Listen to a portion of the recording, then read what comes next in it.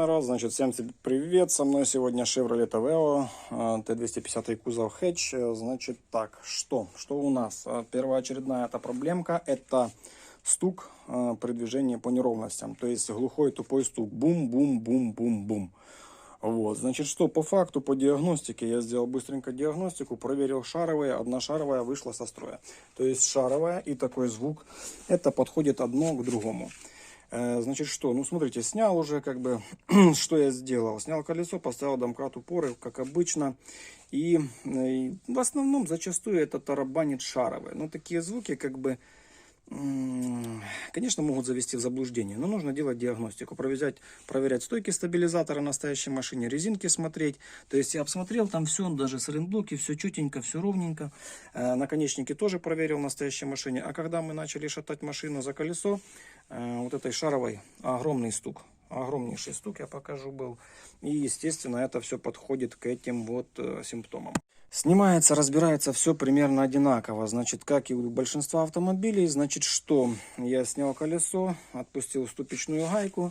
Далее, здесь у нас два крепления болта, два болта крепления, вот один, второй на шаровой. И, естественно, через съемничек, вот такой у меня съемник, я взял, короче, и открутил гайку и выдавил шаровую.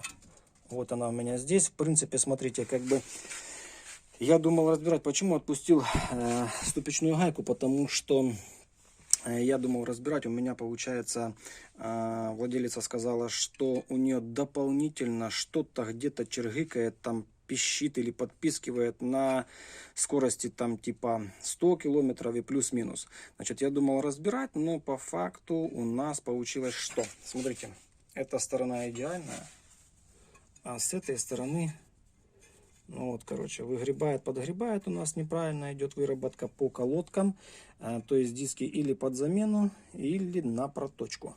То есть и по факту, вот смотрите, что я думаю, шаровая разбитая в хлам, то есть небольшое такое люфчение колеса, скажем так, при движении, потому что даже на колесе, если там смотреть, то есть разница в протекторе. То есть это тоже, если шаровая там разбехканная в хлам, то у вас будет подгребать резину.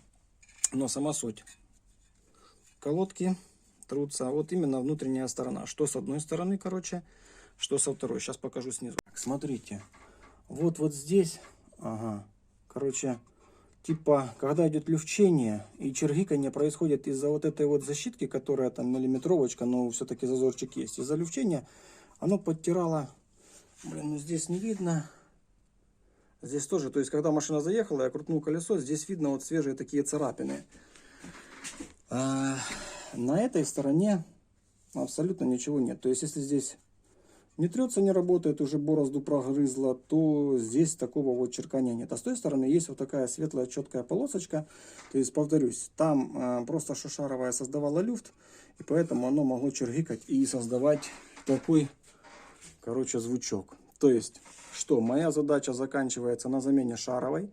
Так, шаровую поставили, то есть по развалу, естественно, в идеале нужно было бы проверить, но при таких работах, если меняется шаровая, попадает туда-сюда вот болтом, а развал не обязательно делать. То есть это по желанию, потому как это всего лишь шаровая.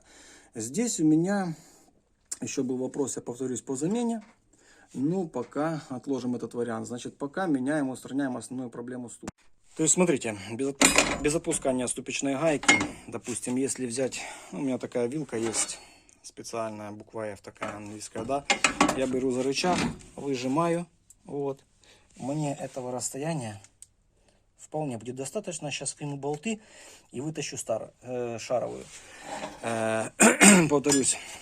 Мешает, разбирайте, у вас просто будет больший доступ, чтобы выдвинуть, отодвинуть амортизатор.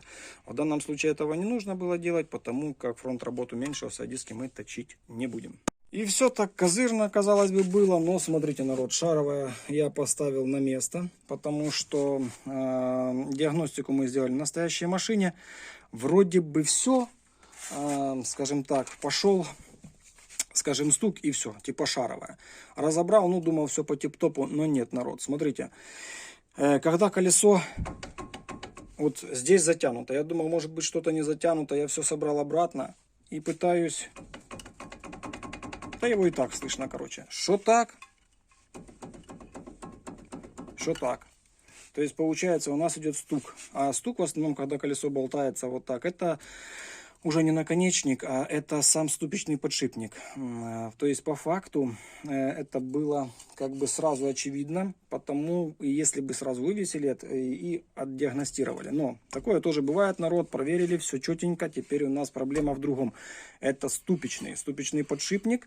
Ну и плюс, посмотрим, может быть все-таки раскручу на диске, на все прочее, потому как здесь по колодкам смотрю, ну, там сколько, 50% плюс-минус, да, осталось. Но на другой стороне сейчас, наверное, я буду разбирать и посмотрим, что с другой стороны. Потому как мне нужно будет снимать этот полностью поворотный кулак. То есть, опять же, наконечник, опять же, шаровая, 2 болта от стойки и тормозной суппорт.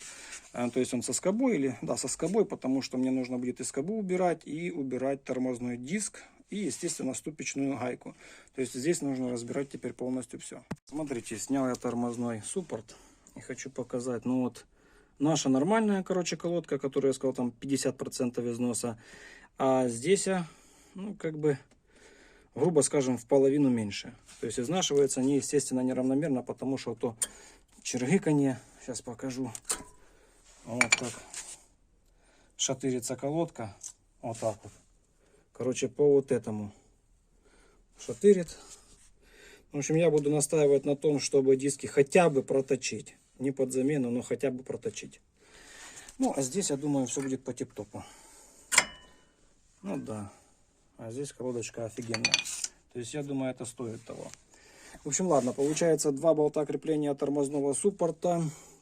И смотрите, мне нужно, чтобы добрать до ступичного, мне нужно будет снять тормозной диск. Тормозной диск крепится на вот одном болте, а вот втором. Да, они здесь есть. А тормозная скоба крепится вот один болт, вот второй болт. Сначала сниму скобу, потом уже доберусь до диска, сниму диск, в принципе, и потом уже сниму ее с шаровой. Вот, и можно параллельно это открутить. Ну, просто оставить немного, чтобы потом они, ну, не вывалилось оно в сторону. То есть все одно и то же, приблизительно, как у большинства машин. То есть есть некоторые, которые снимаются типа со стойкой там полностью, там с Enceladus, да. А здесь на Aveo, короче, есть отделение. То есть с амортизатор и отдельно, естественно, ступица. Смотрите, снялось все замечательно. То есть шаровую я как бы вот эти моменты уже не откручивал. Думаю, это потом попаду. Можно я тоже не снимать эти 2 крепежа, если не заменять шаровую, да. Съемником снял наконечник. Тут, естественно, вот такая вот шайба. Гайка, не потеряйте. Видно, что моя смазочка работает. Я перебирал эту машину. Дальше. Единственное, что я открутил сначала вот эти вот 2 крепления. И это все снял вместе со скобой. Потому что вот этот вот упор, короче, где идет шланга тормозная. Кстати, суппорт подвесил. Висит, отдыхает. Не дала выкрутить нормально. Я обычно гайковертом работаю. То есть думаю, какая разница. В принципе, сниму тогда уже, когда у меня ступица будет в руках. То есть отпускаем. Этот болт удачно пошел, нормально, ничего не мешало. Отпускаем. Вот этот вот у нас болт. Сейчас я переверну-ка его. Потом у нас скоба снимется, уберется. И мне останется открутить вот эти вот болты. То есть момент еще один, помните всегда. Но я пользуюсь в основном ударной отверткой. То есть в 99% ударная отвертка бук-бук-бук. Постучал и не откручивается. А обычной отверткой там, ну, бывает, не получается. Они или закипают, чтобы не вышло так, что сломали. Или не открутили, слезали резьбу. Будете потом удохаться, высверливать. Ну, смотрите, не откручивал, взял только ударную отвертку. Смотрите. Вот если наступить ногой, к примеру, четко держать ступицу. Вот вам наша проблема. Смотрите, народ, короче, я разбираю вторую сторону, потому что диски пойдут на проточку, да. Давайте посмотрим на состояние колодки. Ну, ее уже почти нема, да. Это просто пипец. То есть у нас, ну, на той стороне, я думаю, будет видно. Сейчас разберусь, сниму. То есть, опять же, знакомые, сват, брат, неважно. Начинаешь экономить деньги, еще и останешься и плохим. Однозначно, то есть увидел, под замену проточили, под замену колодки, до свидания поставили. Если нет вообще тела, конечно, вот такого, что здесь ржавеет, да, то и под замену и диски. Естественно, понятно, это все упирается в бюджет, но это уже, вот это вот уже критично. То есть бог с ним бы, там бы с этими дисками, может быть, еще какое-то время поездят. Но, понятно, стандарт вариант замена, и поехали дальше. Все, то есть колодки поменяли, диски поменяли, поставили, погнали. В эконом вариант проточили, заменили колодки. Значит, что я сейчас тоже также суппорт сниму, достану и покажу, что там осталось от колодок. Так, смотрите, снял суппорт тормозной, вынимаю колодку. Ну, уже прям подходит к своему логическому завершению. И это, смотрите, стерлось вот так вот, уже и отлипла фрикционка, да. Ну, смотрите, направляйка гуд, на той стороне тоже гуд.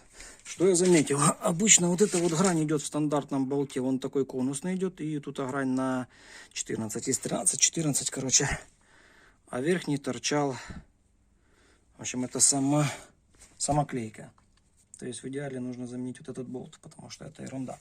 Оно держалось, базара нема, там не знаю, как оно там может перекос, не перекос, ну не должно было быть. Но тем не менее это уже типа не стандарт. Дальше, чтобы добраться до диска, откручиваю скобу, все тоже. Да, и убираю, уже добираюсь до диска, снимаю вот эти вот крепежи, и диск будет доступен. Так, открутились болты, все замечательно, они немного были даже типа приотпущены, то есть открутились легко отверткой. И, допустим, если он у вас открутился с двух вентилей и прикипел прям мертво, не бойтесь, берете молоток, простучали, провернули, простучали, провернули, простучали, провернули по кругу, плюс расшатываете. Он у меня был прикипевший, ну теперь, короче, слазит. Вот поэтому я лезу к этим дискам, потому что, ну, ясно, сточится, то есть как бы, естественно, когда проточатся диски, это будет в разы лучше, чем вот это одоробла. Вот, и колодка будет полностью ходить и ездить. Но сама суть, что, естественно, нужно будет в дальнейшем думать при движении на этом автомобиле, при постоянной езде, нужно будет думать о колодках, о дисках тормозных, да. То есть, скажем так, ресурс его уже 50% точно отмотался. Нужно замерять расстояние, но здесь, короче, такая вот ржа, накипь, ржавчина. То есть я не смогу замерить точно пока вот эти вот борты и все прочее. Но обычно меряется, когда диски ровные, проточенные, имеется расстояние между, это вентилируемые диски. Короче, тут есть определенные стандарты по ширине.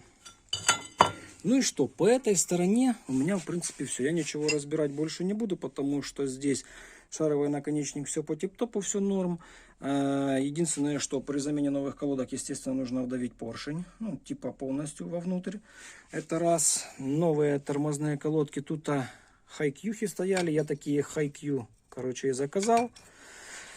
Вот, по скобам, значит, суппорта, направляечки, они все по тип-топу. Нужно взять их просто, перемазать, почистить, перемазать, перепаковать, чтобы у нас смазка продолжала работать. И вот эту вот скобу, ну, короче, где ходят колодки, я их чищу, вычищаю, короче, смазываю специальной смазкой. Сюда высокотемпературная смазка, сюда тоже высокотемпературка, ну, она другого типа. Я потом, короче, покажу, что и как я мажу. То есть это по стандарту, скажем так, ревизия тормозной системы передка.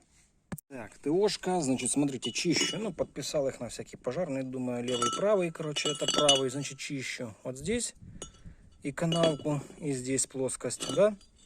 Это проточится и почистил вот здесь по кругу эту часть прилегания. Ну, и здесь немного по ребрам пробежался. То есть, когда шлифанется, я его обдую и поставлю, то есть немного смажу. Хотя они не прикисшие были, но такое состояние, как бог знает, влага какая-то непонятная, в общем, что-то типа того. По направляйкам, по скобам нашим, значит, прочистил под этой тормозной скобой, саму тормозную скобу пока не мазал, просто прочистил. И направляйки, пыльники не подранные, направляйки, ну там был небольшой люфтец, ну в рамках разумного, да. Единственное, что напаковал туда смазки, протер. И напаковал смазки высокотемпературные вот этой вот. Все. То есть, смотрите, они должны ходить. Тут, наверное, воздух немного, да. И здесь, блин, сейчас. Вот так вот. Должны ходить. Все. Этого вполне достаточно. То есть они не заклинившие. Это уже по факту, когда колодки приедут, буду ставить, покажу, какой смазкой тоже помажу. Ну, короче, осталась еще одна скоба. Да. Так, диски проточили, короче. Значит, у нас, естественно, эта сторона еще более-менее, но видно, как бы уже коррозия. И с этой стороны глубокие раковины. Поэтому ходить будут, но в дальнейшем нужно задуматься о том, что заменить малышей. Ну, запчасти приехали, буду собирать все в обратном порядке. Значит, так, сначала ставим диск, почистили болты, затянул, тоже при помощи ударной отвертки. Потом поставил скобу, естественно, болты почистил, смазал. И вот это вот место посадочное с одной стороны. И тут, короче, сверху я всегда мажу вот такой вот смазочкой. Значит, что по колодкам? Колодки хайкьюшные. То есть здесь особо не имеет значения, какая сторона. Важно, что при новых колодках вот этот поршень, короче, нужно вдавить максимально в середину, чтобы было расстояние, чтобы я мог поставить колодки. Так, хочу показать съемник. Вот такой. В принципе, незаменимая вещь. Я взял старую колодку, снял это типа для европеек, скажем так, или других машин, у которых там задняя суппорта. Вот оно идет, заворачивается. Не вдавливается, заворачивается, да? Ну, сама суть. Поставил упор с комплекта, старую колодку. И смотрите, если поршень гуд, сейчас я одной рукой попробую крутить. О, короче, неплохо. Она идет относительно неплохо. То есть он хорошо засаживается. Я его буду засаживать немножко, скажем так, за подлицо. То есть этого будет вполне достаточно и для монтажа, и для демонтажа. Но еще один момент. Короче, вот засадил, он уперся, все. Я открываю бачок расширительный для тормозной системы. Если вдруг там поднимется, короче, тормозуха, нужно будет ее немного откачать. А так, если все тип-топ, уровень, естественно, немного добавится, потому что поршень я вдавил полностью. Когда соберется все обратно поставиться, нужно будет завести машину, немного прокачать, потому что тормоза не сразу появятся. И тогда уже, в принципе, уровень выровняется. Если нужно, отобрать, если нужно, долить. То есть, а здесь... Сейчас.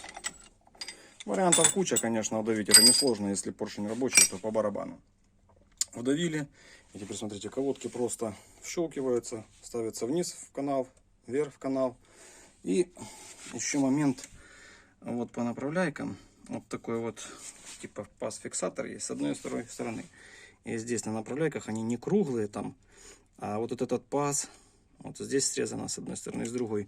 Он должен в любом случае стать сюда упереться, а не наискось. Не круглой вот этой частью, а именно срезанной частью. Вот этот вот момент нужно знать. В общем, смотрите, самое главное, чтобы вот этот, видите, верхний срез сверху, второй параллельно идет снизу, чтобы он упирался в эту часть. И внизу аналогично. Направляйки я промазал. То есть перетер, перебрал. Ну, офигенно. Поршень я, конечно, чересчур вдавил, но ничего страшного. То есть у нас все ходит. Единственный момент, что этот мегаболт поменял, короче, заказал новый болтик. Такой же по оригиналу, потому что стоял вот такой вот самопальный. Это не годится.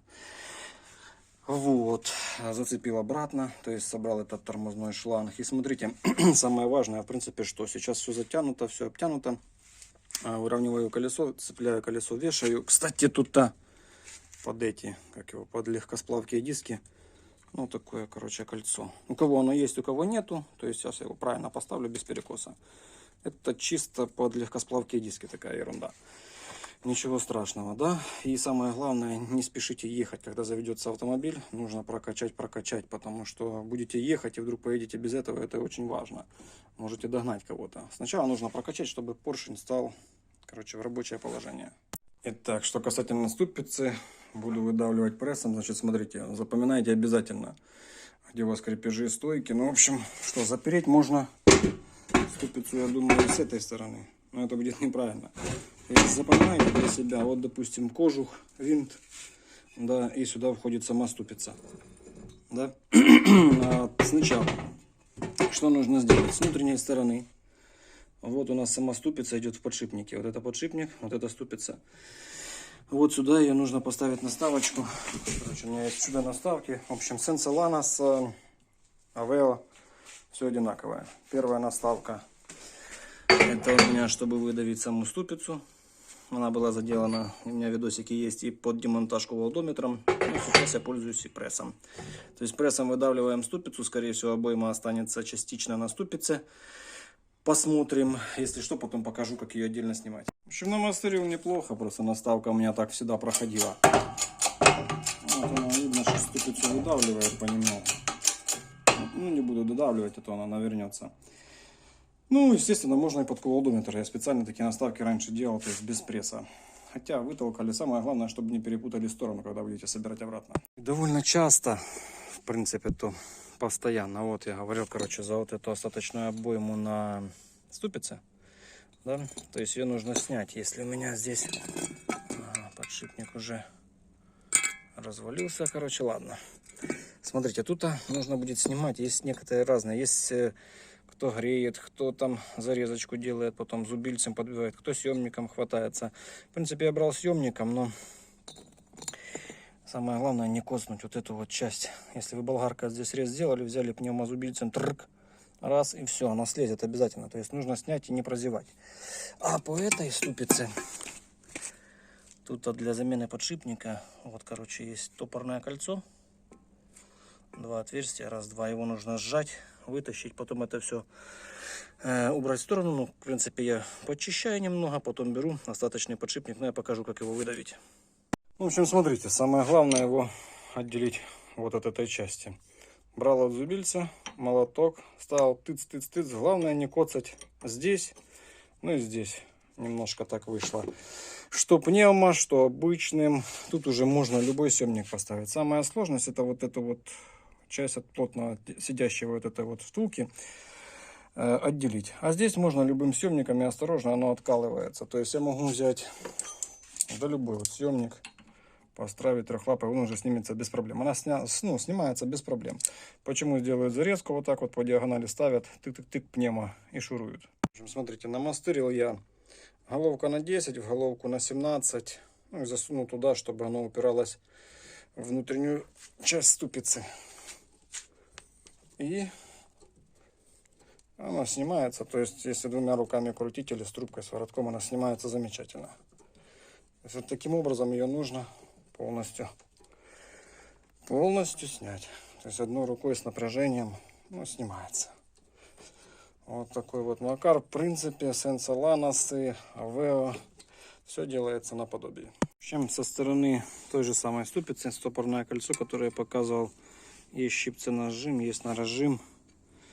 Берете, сжимаете, потихоньку вытаскиваете. Если оно там прикушено, что, ну, типа не крутится туда-сюда, можно взять старый подшипник и немного поставить наставку сюда, и немного простучать молотком, то есть чтобы оно отпустилось, или оно могло прикипеть.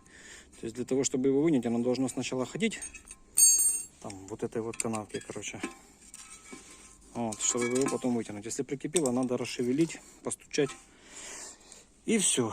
Снял, короче. И смотрите, выдавливать. Тут обойма тоже вывалилась, короче. Тут она вот так вот должна быть. То есть выдавливать нужно с этой стороны, можно с этой стороны, как кому удобней. То есть он уже как бы типа сквозной. Примерно замечайте для себя. Ну, сейчас покажу. Вот стопорная канавка. И оно типа за подлицо идет по подшипнику. Ну там миллиметрики должны быть, чтобы стопор сам мог крутиться. Погнали, выпрессуем. Ну, в общем, намастырил себе опять же наставка из комплекта, который делает Sensolanos. Она там, получается, упирается в грань, та, которая вывалилась с подшипника. И, естественно, нужно сорвать. То есть не будет такого, что прям нежненько, плавненько. О, ваш пресс шатается. Ну, короче, пошло дело. Короче, опять придерживаем снизу, потому что все развалится. И все, подшипник вышел. Так, выдавился замечательно. Что? Смотрите, прочухрыжил я эту канавку, прочухрыжил эту часть и прочухрыжил нижнюю часть. Значит, смотрите, как раз получилось, когда я выдавливаю, выдавливать нужно только с внутренней стороны. То есть, где была, ну, часть обоймы там засунута. Вот так вот. Вот отсюда, с внутренней стороны, нужно через наставку выдавливать. Почему? Потому что вот есть борт упора подшипника. Не так, что насквозь, как в Сенсоланосах. Поэтому выдавливаем с этой стороны, задавливаем. Ну, к примеру, если это будет новый подшипник, смажем, Задавливаем с этой стороны, он упирается, становится как раз примерно по канавку.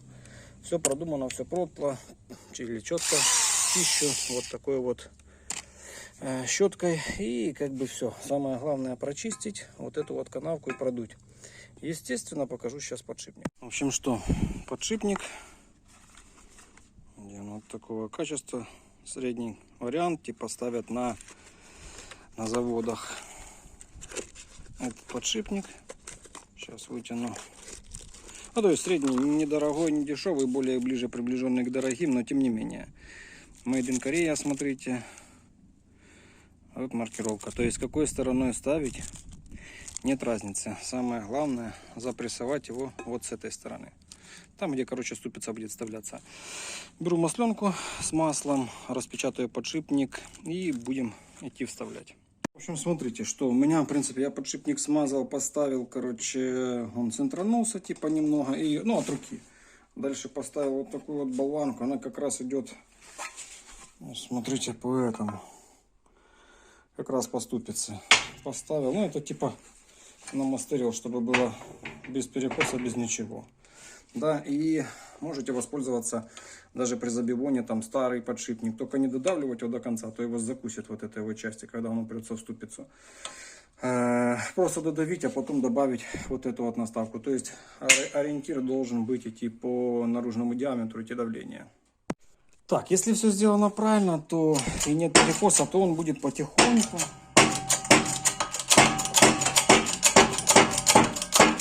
заходить. Ну а тут уже дальше выставляете, как бы, чтобы был вот этот по бортик, там где стопорное кольцо стояло. Запрессовался четенько, ровненько и как раз уперся в этот, короче, борт, который я показывал. То есть как только пресс чвак и становится, да, уже дальше не идет. Это конец запрессовки. Значит, у нас получится, блин, сейчас найду это. Что? Чищу стопорное кольцо и ставлю его. Оно должно, в принципе, стянули, поставили, и оно должно крутиться само по себе еще. В общем, смотрите, вкинул, короче, его сжал, и ну, вот оно, кольцо ходит. И стоит в своем пазу. То есть прокрутили, поставили его, да, оно должно подкрутиться. Бывает такое, что если сквозное ставите и задавливаете с той стороны, то оно упирается, подшипник упирается в это стопорное кольцо, и оно немного подкусывает. То есть потом нужно немного центрануть его назад. То есть эти стопора должны немного прокручиваться. То есть я показал как. Ну, в общем, по ступице все то же самое. Обильно смазал маслами, там и тут ступицу, поставил ее, то есть без перекоса, самое главное. Она там потом центранется сама, но нужно понимать, чтобы перекоса не было. Выставили от руки, она так типа раз ровненько стала, кинул наставку, короче, сейчас допрессовываем. Под низом та же самая болванка. Ну и смотрите, в принципе, ну, нужно, чтобы она села тоже до упора. Короче, вот так вот додавливаю до конца. Так, ну вот, запрессовал я. Конечно, он все тугенько получается, хорошо. Но еще хочу поговорить о моментах. Короче, вот эти вот наставки, те, которые я заказывал. У меня был комплект для Sensa, там Nexi, там Aveo, Vectra. По-моему, вот так вот. Вот у меня 3. Раз, два, 3. Специально точилось. Значит, смотрите, сейчас расскажу. Просто мне так удобнее. Они уже давно, 100 лет как окупились. И, короче, мне очень удобно. Я точил специально, ну вот, короче, ну, токаришка мне точил. Я давал просто подшипник для образца, давал просто подшипник, объяснял, что мне надо. И он мне точил, потому что, смотрите, вот эта вот наставка под удар кувалдометра, она с этой стороны выбивает ступицу. Смотрите, сейчас покажу, видите? Тупо по размеру ступицы. Бинг, подшипник там с обоймом снимается, понятно, ну да ладно. Вот одна, потом вторая, когда уже ступицы нет, выдавливается подшипник. Сейчас покажу. Смотрите, выдавливается подшипник. Тоже кувалдометром можно или прессом. Выдавливается подшипник. Вот такая вот болванка. И вот это, вот, набалдашница, специально делалась для того, чтобы у меня когда-то была такая ситуация, даже если у вас получится, что эта обойма при запрессовке вы промажете где-нибудь вот здесь поставите, ну, короче, вылезет вот эта вот внутренняя обойма и не оденется на ступицу. Специально заказал вот эту вот болванку, которая, сейчас, не, короче, ну, можно, это, блин, это немного больше. Короче, можно сделать и по грани. То есть вот сюда, чтобы она ложилась, этот поворотный кулак, без проблем. Ну, можно с какими-то там зазориками миллиметр. Сейчас попробую этот. Ну, это чуть-чуть больше, она не становится, с нее понту не будет. А эту я делал именно под нашу обойму. Вот смотрите, покажу. Вот эта вот часть может у вас выдавиться, если вы не вложите сюда пятачок усилия. Ну, я типа заказал токаришке, говорю, сделай мне четенько, чтобы как бы на эту часть не давило. Но можно и сюда параллельно. Я уже потом подумал, можно то есть и так. Оно что, в принципе, не на одном уровне, это немного ниже. Но вот именно так выточился. И я вот это единственное неудобство, когда я подставлял вот эту большую и маленькую, да. Главное попасть на вот эту внутреннюю часть. Когда ты запрессовываешь ступицу, чтобы не вылезла вот эта часть подшипника. Вот такая вот наставка всегда должна быть. Это очень удобно.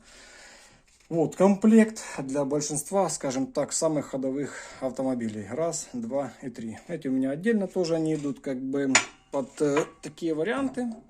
Это для там, монтажа-демонтажа, когда ты что-то другое делаешь, да, для других машин. В принципе, вот этот комплект у меня для Ланоса, скажем так, выручает хорошо.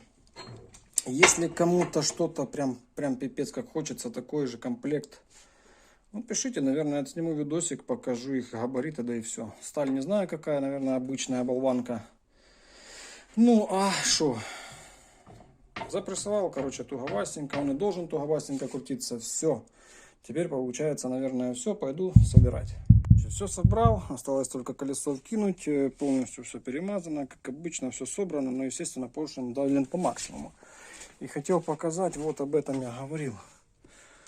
Смотрите, полностью типа при колодках, но если я вдавлю поршневую туда в середину, то есть немного, маленечко больше жижи. То есть она, конечно, потихоньку уйдет, но лучше взять, допустим, пипетку, отобрать немного, в рабочее положение поставить, прокачать, прогнать, жижа уйдет, а потом смотреть уже по уровню. Вон вверху четко макс, а вот мин. То есть вот так вот где-то должно быть жижа, плюс-минус. А здесь немного перелито, поэтому я немного отберу, потом прокачну, поставлю, соберу и выровняю уровень. Ну, в общем, что, собрал, скрутил, все позатягивал. Самое важное прокачать. Можно на настоящей машине пока так, на заглушенном моторе пожмакать. Можно завести, нажимать на педаль тормоза, прокачать, чтобы чувствовалась такая вот нагрузка. Педаль становится, должна быть деревянной. Ну и все, по сути. Ну, по сути и все. Короче, у меня тут еще есть дополнительный фронт работы. Я буду отдельно сниматься по видосику. А так, по этому всему, по замене ступичного, колодок, проточки. У меня все. Всем, кому это было интересно, обязательно ставим лайкосики, подписываемся на канал. Всем пока. Подписывайся на мой канал. Самое интересное, как всегда, впереди.